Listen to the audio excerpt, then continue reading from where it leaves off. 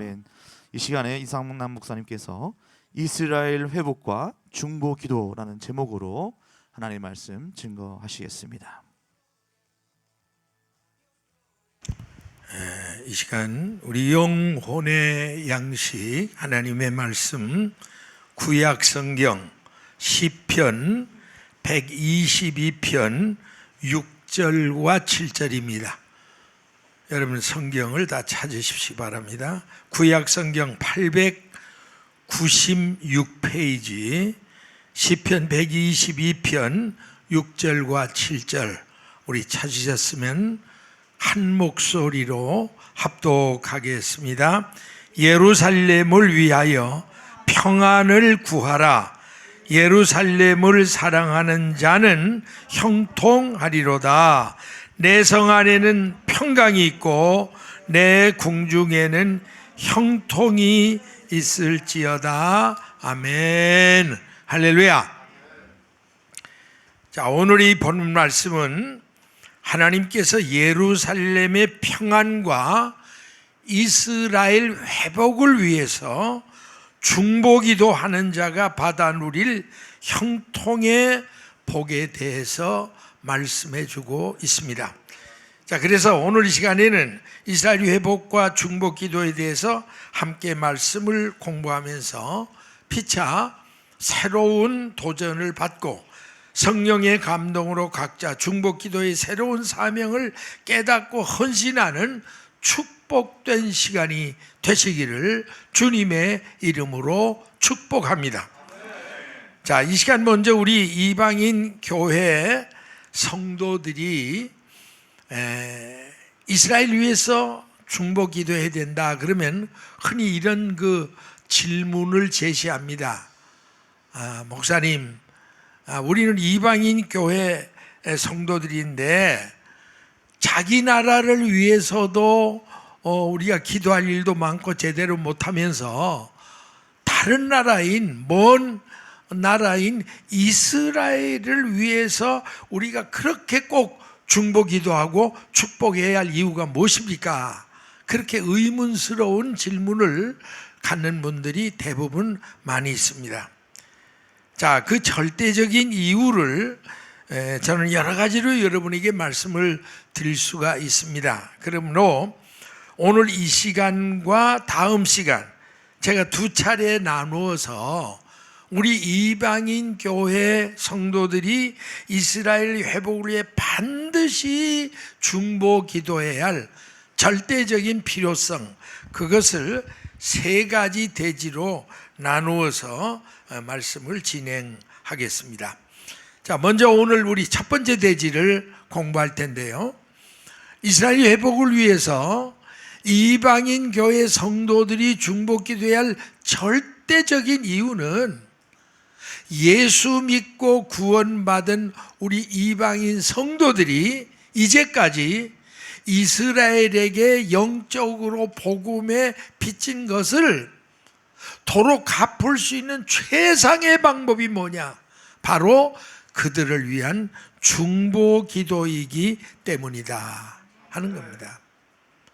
여러분, 일생 내가 나 자신을 위해 기도하는 것도 중요하지만 다른 사람의 영혼을 위해 기도하는 중보기도 하나님이 기뻐하시는 줄 믿습니다.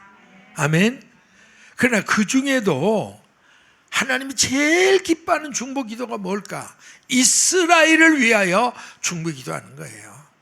그래서 여러분이 저거 늘 듣던 말이다 이렇게 들어넘기지 마시고 오늘 제가 실제적인 말씀만 쭉 뽑아서 엑기스만 뽑아 말씀을 드리려고 하는데 여러분 잘 들으시고 정말 내가 이스라엘 중보기도는 세상 없어도 반드시 해야 되겠다 이런 깨달음과 확신을 갖는 그런 시간이 됐으면 좋겠습니다. 자, 그렇다면 우린 이방인 성도들이 하나님의 선민 이스라엘에게 영적으로 무슨 복음의 빚을 졌느냐, 그걸 우리가 알아야 합니다. 그래서 오늘 이 시간에는 우리 이방인 교회 성도들이 유대인들에게 영적으로 진 빚 여러 가지 중에 6가지만 제가 간추려서 하나하나 차근차근 말씀을 드리겠습니다. 자, 그 첫 번째가 뭐냐 하면 우리 이방의 죄인들을 죄와 사망에 구원해 주신 구세주가 바로 유대인으로 왕으로 오신 예수 그리스도이기 때문이다. 이게 첫 번째 이유입니다. 여러분 마태복음 1장 1절에 뭐라고 했죠? 아브라함과 다윗 자손 예수 그리스도의 세계라. 보세요. 예수님은 아브라함과 다윗 자손, 그러니까 이스라엘 후손으로 오셨다는 거고, 특별히 요한복음 19장 18절 이하에 보면 예수님은 끝까지 유대인의 왕의 신분을 그대로 가지고 오셨다가 갔다는 사실을 잘 보여줍니다. 자, 우리 한번 같이 읽으실까요? 시작. 저희가 거기서 예수를 십자가에 못 박을새 다른 두 사람도 그와 함께 좌우편에 못 박으니 예수는 가운데 있더라. 빌라도가 패를 써서 십자가 위에 붙이니 나사렛 예수 유대인의 왕이라 기록되었더라. 예수의 못 박히신 곳이 성에서 가까운 거로 많은 유대인이 이 패를 읽는데 히브리어, 로마어, 그 다음에 헬라어로 기록되었더라. 유대인의 대사장들이 빌라도에게 이르되 유대인의 왕이라고 하지 말고 자칭 유대인의 왕이라 쓰라 하니 빌라도가 대답하되 나의 쓸 것을 썼다니라. 자, 여기 예수님이 십자가에 못 박혀 돌아갈 때가 배후에 나사렛 예수 유대인의 왕, 이게 예수님의 신분입니다. 이게 하나님이 이렇게 원하시는 거예요. 그래서 빌라도의 마음을 감동해서 그대로 썼어요. 유대인 제사장들 그게 못마땅해서 고치라. 아니다, 난 쓸 걸 썼다. 여러분, 이 말 속에는 하나님이 불신자지만 빌라도를 통해서라도 예수님의 신분은 분명히 나사렛 예수 유대인의 왕의 신분으로 이 땅에 오셨다는 것을 확실하게 역사적으로 증거해 주셨습니다. 여러분, 그렇게 믿습니까? 그러면 여기서 한번 여러분 이런 질문을 던져 가보세요. 만약 예수님이 이 땅에 베들레헴 마우간에 유대인의 왕의 신분으로 오시지 않았다면 어떻게 됐을까요? 우리는 구원이 있을 수가 없죠. 그분이 유대 땅에 유대인의 왕의 신분으로 오셨기 때문에 나와 여러분이 오늘 구원받은 하나님의 백성이 됐다. 할렐루야. 사실 우리가 왜 유대인 위에 기도했냐, 나는 이 한 가지만 해도 족한 거라였어. 아니, 예수님이 유대인의 왕으로 오셨는데 무슨 다른 말이 필요합니까? 자, 그 다음에 두 번째로 성경 말씀을 기록해서 우리 이방인들에게 물려준 사람들이 누구냐면 하나같이 뭐예요? 누구예요? 이스라엘 사람들이라는 거. 여러분 분명히 기억하셔야 합니다. 신구약 전체 66권을 기록한 기자들을 약 34명으로 봅니다. 구약에 26명, 신약에 8명. 그런데 이 34명이 누가 한 사람만 제외하고 전부 유대인이에요. 근데 알고 보면 누가는 수리아 안디옥에 출생한 헬라인 의사였는데 나중에는 유대교로 개종하면서 유대인의 신분을 가졌어요. 그러니까 100% 유대인들을 통해서 성경은 기록됐다. 그건 확실한 사실입니다. 자, 이상의 40여 명의 성경 기자들이 최초의 성경을 기록할 때 도중에 1.1행만 틀려도 다시 목욕하고 처음부터 기록했다는 거예요. 그러니까 이게 그냥 뭐 갈비 뜯고 이쑤시다가 뭐 기분 나니까 쓴 게 아닙니다. 성경이 전적인 성령의 영감에 사로잡혀 쓰다가 한자만 오자 탈자 나도 그거 다 찢어버리고 다시 목욕 재배하고 그리고 기도하고 금식하고 그리고 또 말씀을 쓰고 이렇게 기록된 거예요. 그뿐 아니라 지난 1900여 년 동안 유대인들은 어느 나라의 포로로 잡혀가 그 학대를 받으면서도 여호와의 절기 그리고 율법책인 토라 이 말씀을 목숨 걸고 지켰어요. 그 쉽지 않잖아요. 남의 나라 포로로 끌려가서 죽게 생겼는데 지금 무슨 뭐 성경이 뭐 눈에 들어오겠어요? 그래도 목숨 걸고 지키니까 그들이 1900년 동안 나라 없이 세계에 흩어져 있으면서도 민족의 그 자기 나름대로의 바로 정체성, 하나님의 선민으로서의 정체성을 그대로 지금 유지한 일이 뭐냐? 그들은 말씀 하나를 붙잡고 나왔기 때문에 그런 거예요. 그 결과로 수천 년이 지난 지금까지도 성경 말씀을 원본 그대로 잘 목숨 걸고 보존해서 우리 이방인 성도들에게 고스란히 넘겨준 사람들이 바로 유대인이었다. 이거 생각하면요, 우리 이방인들이 유대인들에게 영적으로 진 빚이 얼마나 큰가 알고도 남아 믿습니다. 여러분이 이 말씀 듣고 또 하나 질문해 보세요. 만약 이 땅에 유대인들이 말씀을 기록하고 유대인들이 말씀을 목숨 걸고 지켰다가 전해주지 않았다면 우리가 지금 예수 믿을 수 있어요? 없어요. 여러분, 우리가 하나님 성경 없이 예수 못 믿습니다. 왜? 믿음은 들음에서 나고 들음은 그리스도의 말씀으로 말미암는데 성경이 전혀 없다. 그럼 우리가 뭘 믿어요? 예수를 어떻게 믿어인지 어떻게 구원인지 내가 뭘 어떻게 전혀 알 수가 없어요. 그런데 인생의 표준 교과서를 그들이 잘나리 기록해서 우리에게 고스란히 넘겨줬기 때문에 오늘 우리가 이 말씀을 계속 읽고 듣고 하면서 신앙생활 유지하는 줄로 믿습니다. 할렐루야. 자, 그 다음에 이제 세 번째로 우리 이방인들에게 최초로 예수 그리스도의 구원의 복음을 전해준 사람들이 누구냐? 하나같이 이스라엘 유대인들입니다. 말씀을 기록한 사람들도 유대인이고 그거를 보존해 준 사람들도 유대인이지만 이 말씀을 목숨 걸고 전 세계 복음을 전파해 준 사람들도 유대인들이었다는 사실입니다. 여러분, 본래 우리 이방인들은 전혀 구원받을 가능성도 소망도 없었던 흑암의 나라 백성들이었어요. 여러분, 이거 깨달으면 참 감사한 겁니다. 뭐 우리가 태어날 때부터 뭐 사주팔자를 잘 받고 태어난 것도 아니고요, 우리가 의로운 것도 아니고 전혀 우리는 구원과는 하나님과 상관도 없는 버려진 민족이었었는데 바로 유대인들이 전해준 예수 그리스도의 복음을 듣고 우리가 오늘 구원받은 거예요. 여러분, 에베소 2장 11절 이하에 사도 바울은 이런 말을 합니다.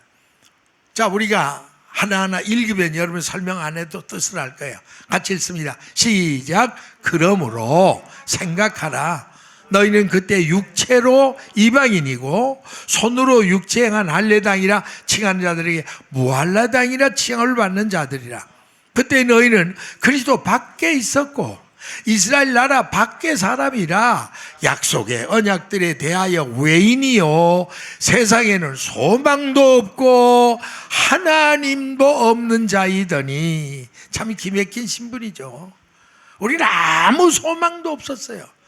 그러다가 우리는 뭐예요? 이제는 다른 거예요. 왜? 예수의 복음을 듣고 믿었으니까 이제는 전에 멀리 있던 너희가 그리스도 예수 안에서 그리스도의 피로 가까워졌니. 할렐루야. 예. 참 우리가 이런 거 생각하면요, 정말 우리는 유대인에게 입이 10개가 있어도 할 말이 없습니다. 자, 이와 같이 절망적인 처지와 운명에 처해 있던 우리 이방인들에게 목숨 걸고 예수 그리스도의 복음을 전해준 사람들이 바로 초대교회 사도 베드로를 비롯한 12사도들이 하나같이 유대인들 아닙니까? 특별히 이방인 선교사로 안디옥 교회로부터 최초의 세계 선교사로 파송받은, 그래서 이방 땅에 복음을 전해준 사람 역시 유대인 중에 유대인이었던 누구예요? 사도 바울입니다. 빌립보 3장 5절 6절에 보면 지금 사도 바울이 자기의 신분을 이렇게 소개합니다.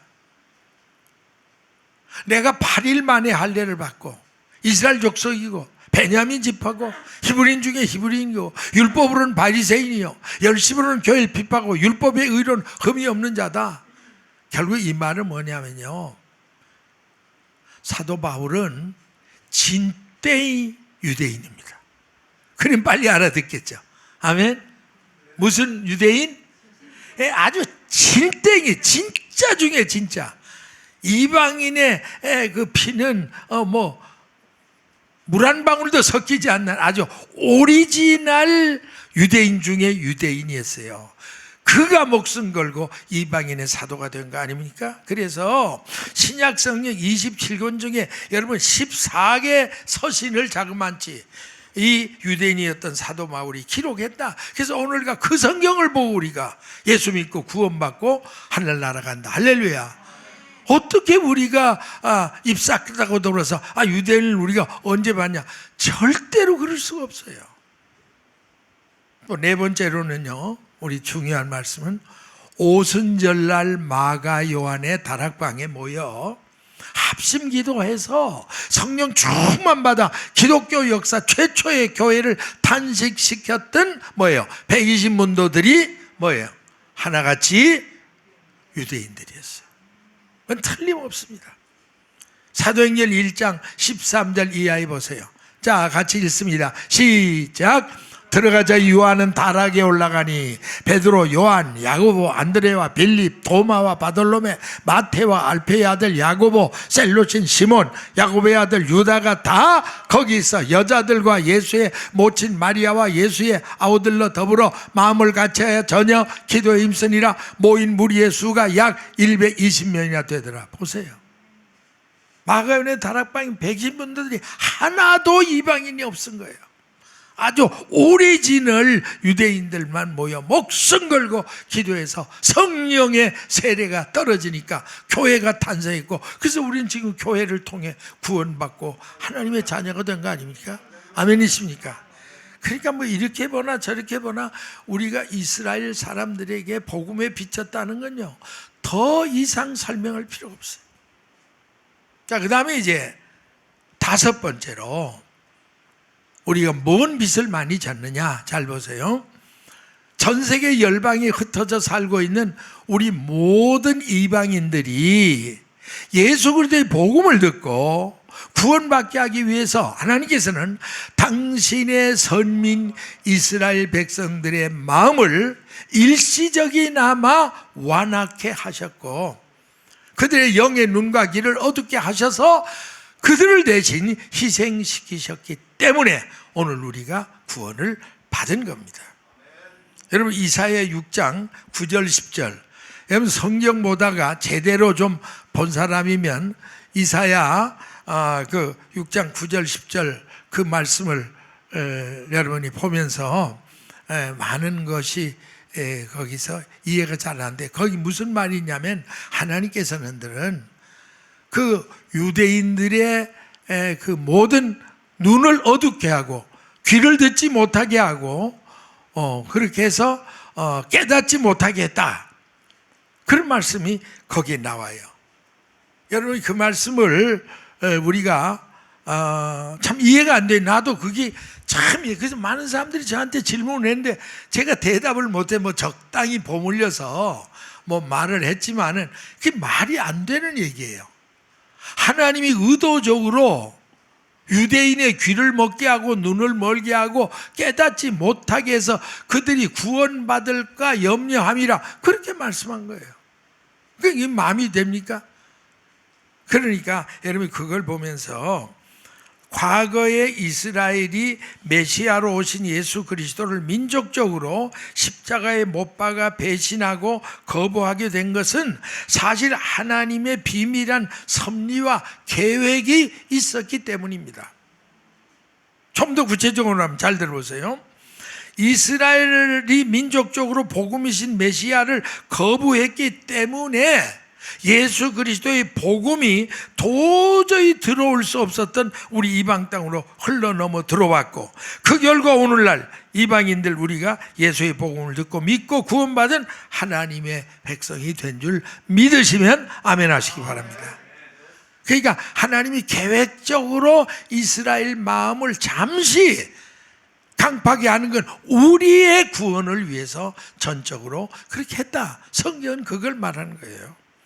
여러분 로마서 11장 25절 보세요. 아주 중요한 말이 있습니다. 사도 바울이 그 로마서에서 무슨 말씀을 했냐면 로마서 11장 25절. 자, 여기 보면요. 형제들아, 너희가 스스로 지혜 있다함을 면키 위해서 이 비밀을 너희가 모르기를 내가 원치 않는다. 아주 중요한 이 미스테리를 반드시 알아야 된다. 뭔 말인지 보세요. 그 비밀을 잘 보세요. 이방인의 충만한 수가 들어오기까지, 잘 보여요. 이방인 중에서 하나님이 예정한 숫자가 다 구원받기까지는 이스라엘의 덜어를 완악하게 했다 이거예요. 하나님이. 참 이거 여러분 이해하기 어려운 얘기인데 이해하고 나면 너무너무 기맥힌 은혜예요. 우리 이방인이 구원받을 수가 충만하기까지는 하나님이 이스라엘 덜어를 완화해. 그래서 여러분 사실 유대인이 예수님 십자가에 못 박은 건 사실입니다. 그러나 다 그런 거 아니에요. 그 중에 덜어 타락한 제사장들, 종교 지도자들이 로마의 정권자들과 야합하고 그리고 백성들을 돈 주고 매세 그런 거지. 실제로 유대 백성 전체가 하나님을 배신한 적이 전혀 없어요. 그 중에 덜어만 완악하게 됐다라고 말씀을 하고 있습니다. 그래서 여러분 우리 이스라엘 회복을 위해서 제가 지난 한 10여 년 가까이 성경 말씀을 계속 연구하다가 뭘 깨달았냐면 성령 하나님께서 특별히 새삼스럽게 깨우쳐주신 두 가지 사실이 제 가슴에 그렇게 와닿아요. 전 그걸 깨닫고 눈물을 흘렸습니다. 잘 들어보세요. 사랑의 하나님께서 범죄 타락한 아담의 후예인 인류를 죄와 사망에 구원하기 위해서는 당신의 하나밖에 없는 독생자 예수 그리스도를 희생시키셔야만 했다는 사실입니다. 아멘입니까? 우리가 12밤중 자다가도 이거 생각하고 감사한 거 아니에요? 눈에 넣어도 아프지 않을 하나밖에 없는 그 예수님을 십자가에 갈갈이 찢어 못 박아 죽이는 이처럼의 사랑, 그 희생을 통해 오늘날 우리 죄인이 구원 얻게 됐다. 여러분 이거 깨닫는 게 복음 깨닫는 거예요. 이거 믿는 게 복음 믿는 거예요. 그 은혜에 대한 감격이 바로 믿음입니다. 아멘이십니까? 근데 하나가 더 있더라고. 무슨 일이냐면 전 세계 열방에 흩어져 사는 모든 우리 이방인들 알죠? 유대인 외에 모든 세계 사람들 이방인들이에요. 여러분 이걸 아셔야 됩니다. 우리는 지금 뭐 전 세계가 몇백 개국이다 이렇게 보잖아요. 근데 하나님이 눈에는 딱 두 나라밖에 안 보이는 거예요. 유대인과 이방인, 바로 그겁니다. 뭐 몇천 개가 됐든 상관없어요. 유대인과 이방인이에요. 그러니까 죄인을 위해서는 독생자를 희생시켰고 우리 이방인들을 위해서는 당신의 유일한 선민인 이스라엘을 대신 희생시키셔만 했다. 참 이거 가슴 아픈 거죠. 결국 이겁니다. 어텐션 프리스. 여러분이 잘나서 예수 믿은 줄 알고 목에 힘주고 절대 그러지 마세요. 내가 깨닫고 나면요, 독생자 예수님의 희생, 하나밖에 없는 선민 이스라엘의 희생의 그 피 위에 오늘 죄인 위해서 나와 당신이 예수 믿고 구원받은 거. 아멘이십니까? 여러분 자다가도 잊지 말아야 할 건 이겁니다. 독생자 주시고 당신의 선민을 역사 무대 위에서 1900년을 흩어버리신 그 가슴 아픈 대가를 지불하고 오늘 나와 당신이 구원 얻은 거예요. 그래서 사도 바울은 이걸 생각하면서 디모데전서 1장 15절에 보면 빛보다 모든 사람이 받을 만한 이 말이요 그리스도 예수께서 죄인을 구원하려고 이 땅에 임하셨다 했도다. 내가 죄인 중에 괴수니라. 사도 바울을 일생 통곡하게 만들고 눈물을 흘리게 만든 간증의 제목이 바로 그겁니다. 자, 이제 마지막 6번째로 우리가 유대인들에게 무슨 빚을 졌느냐, 이거 굉장히 중요한 거예요. 잘 보세요. 자, 우리 이건 한번 같이 읽을까요? 시작. 우리 한국교회 성도들이 전 세계 어느 나라 교회 성도들보다 이스라엘 회복을 위해 필수적으로 중보 기도해야 할 특별한 이유는 우리 한국과 한국교회 성도들이 과거 역사 속에서 유대인들로부터 실질적으로 엄청난 사랑과 복음의 빚을 졌기 때문입니다. 아멘. 네, 이걸 알아야 돼요. 자, 여러분 로마서 15장 26, 27절 그 사도 바울이 로마 교회 성도들에게 준 말씀 중에 우리가 깨닫고 넘어가야 할 말씀이 있습니다. 마게도냐 아가야 사람들, 이게 다 이방인들이죠. 예루살렘 성도 중에 가난한 자들 위해 기쁘게 얼마를 동정했다. 그 당시 예루살렘 교회 박해가 일어났어요. 그러니까 다 뿔뿔이 흩어지고, 그러니까 얼마나 가난해졌겠어요. 흉년이 오고 이러니까 그 당시 그 이방인 교회들이, 야, 우리가 예루살렘 모체교회를 통해 복음을 받았는데 우리의 어머니 교회가 저렇게 박해를 받고 곤란과 어려움을 당한다니까 우리가 그 구제헌금 좀 하자. 이래서 구제헌금 운동을 벌렸어요. 사도 바울이 앞장서서 지금 그 말을 하는 거예요.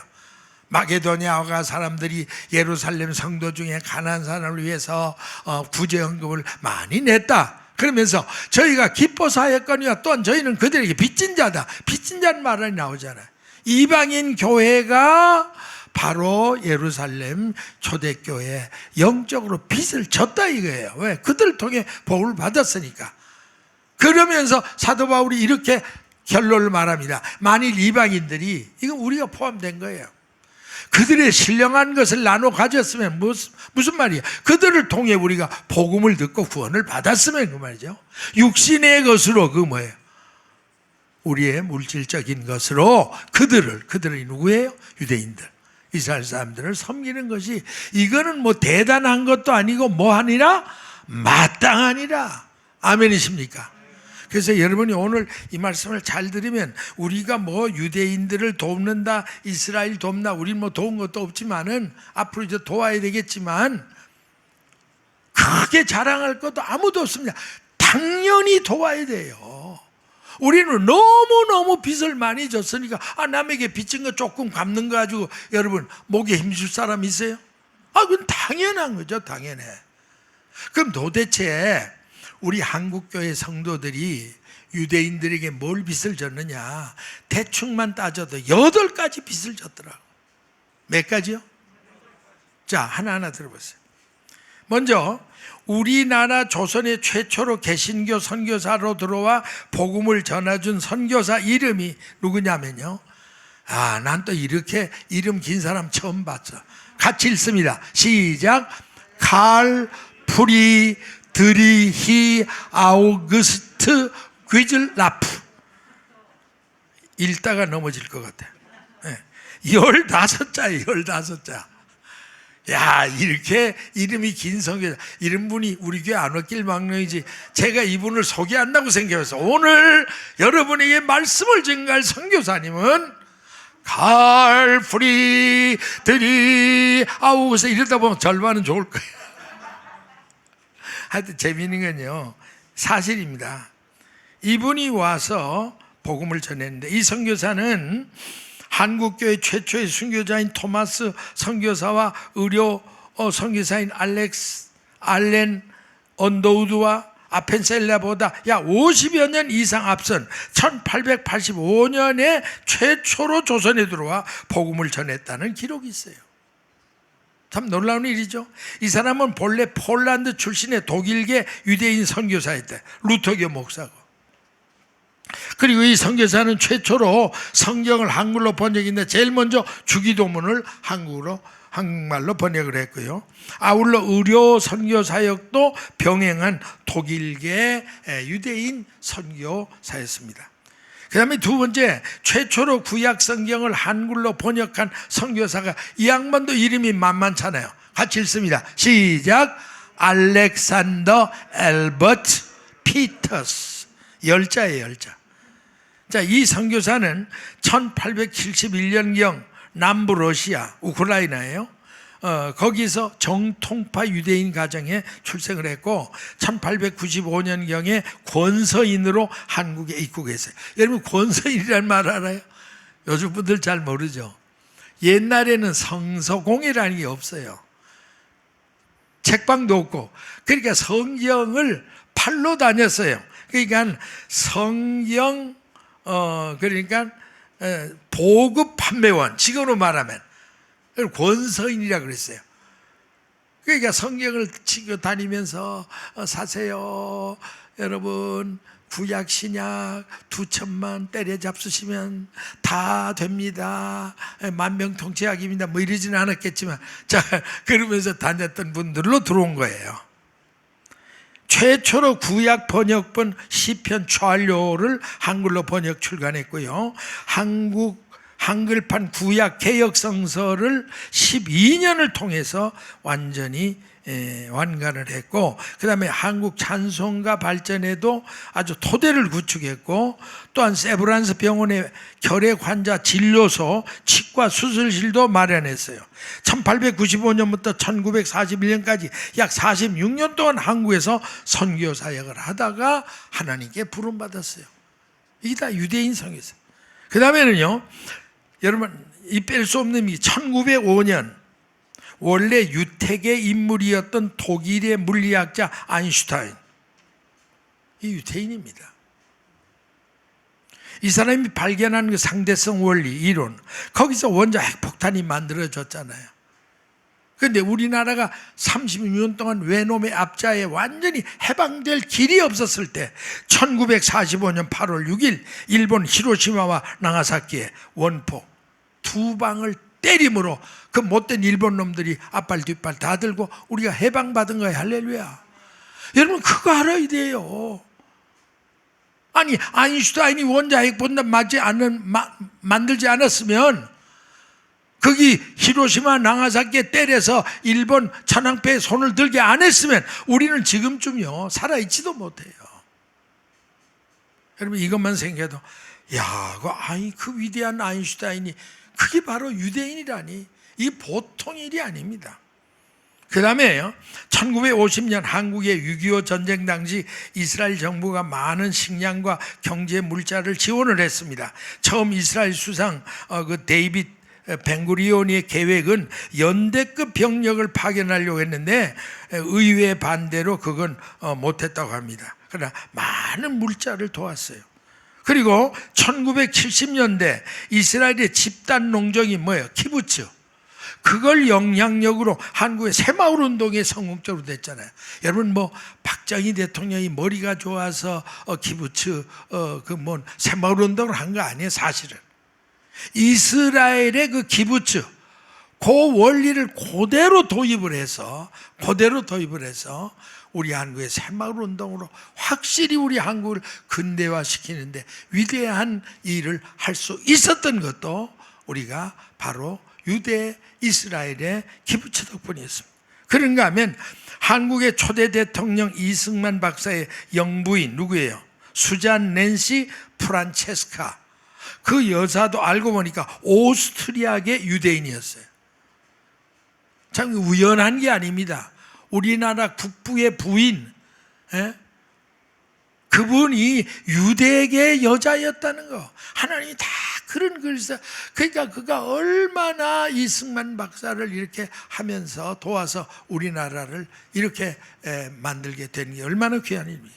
그런가 하면 1950년대 한국 전쟁 당시 인천 상륙작전으로 조국 광복의 기쁨을 안겨주고 우리 한국을 공산화의 위협에서 벗어나게 하는데 결정적인 공헌을 세웠던 사람이 누구예요? 네, 이거 모르면 말이 안 됩니다. 더글라스 맥아더 장군입니다. 미국의 맥아더 장군이 바로 유대인입니다. 유대인. 만약 그런 사람이 없었대 봐요. 인천 상륙작전 없으면 우리나라 어떻게 해방이 돼요? 어떻게 빨개에서 살아남아서 오늘 우리나라가 존재를 했겠냐? 참 이런 거 하나하나 생각하면요 그냥 지나갈 게 아닙니다. 또 하나 있습니다. 1950년 6.25 전쟁 당시 유엔군으로 참전한 미군과 영국 군인들 중에 4,000명의 유대인 군인들이 있었대요. 참 우리가 늘 이거 듣지만 새로운 얘기입니다. 그때 16개국의 유엔에 와서 300만이 한국의 휴전선에서 그 38선에서 피를 흘렸잖아요. 그 중에 4,000명이 유대인이었어요. 유대인. 아까운 젊은 유대 청년들 4,000명이 우리 한국의 38선에 심장에 피를 쏟아 뿌려뜨려서 그래서 우리가 그래도 그 속에서 그래도 오늘까지 살아남았다. 정말 대단합니다. 자, 이상에 살펴본 대로 우리 한국과 한국교회 성도들이 과거 역사 속에서 유대인들로부터 실제적으로 엄청난 한두 가지 이렇게 신세진 정도가 아니고 엄청난 물심양면의 사랑과 복음의 빛을 줬다는 사실을 새롭게 발견하고 우리는 감동받지 않을 수가 없습니다. 여러분 한번 따라해 보십시다. 우리는 유대인들에게 사랑과 복음의 빚진 자들이다. 아멘. 그 빚을 갚는 길이 뭐라고요? 바로 중보기도라는 거예요.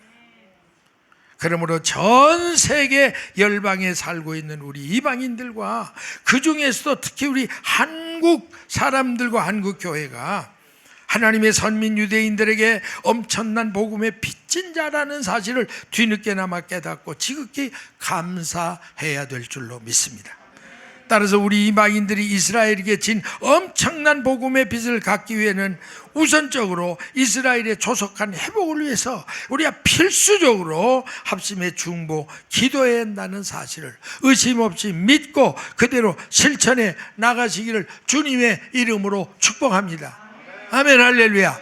여러분 이제 다음 시간에도 더 기가 막힌 말씀을 들을 텐데 여러분 이거 듣고 나면요, 야 내가 목석이 아니라면 정말 유대인들을 위해서 내가 중보기도 해야 되겠다. 아멘. 그런 마음이 일어나야 될 줄 믿습니다. 할렐루야. 우리 하나님께 감사의 박수, 영광의 박수 한번 드리겠습니다. 결론입니다. 사랑하는 동력자 그리고 성도 여러분, 오늘 이 시간 우리 이방인교회 성도들이 하나님의 선민 이스라엘에게 여러 가지 복음에 빚진 것 중에 가장 중요한 6가지 영적으로 빚진 것들이 무엇인가를 다시 한번 기억하시기를 바랍니다. 아멘. 아울러 우리 이방인교회 성도들이 이제까지 이스라엘에게 영적으로 복음에 빚진 걸 도로 갚을 준 최상의 방법, 그게 바로 그들을 위한 합심 중보 기도라는 사실을 다시 한번 명심하고 실천하시기를 주님의 이름으로 부탁합니다. 같이 한번 읽습니다. 시작.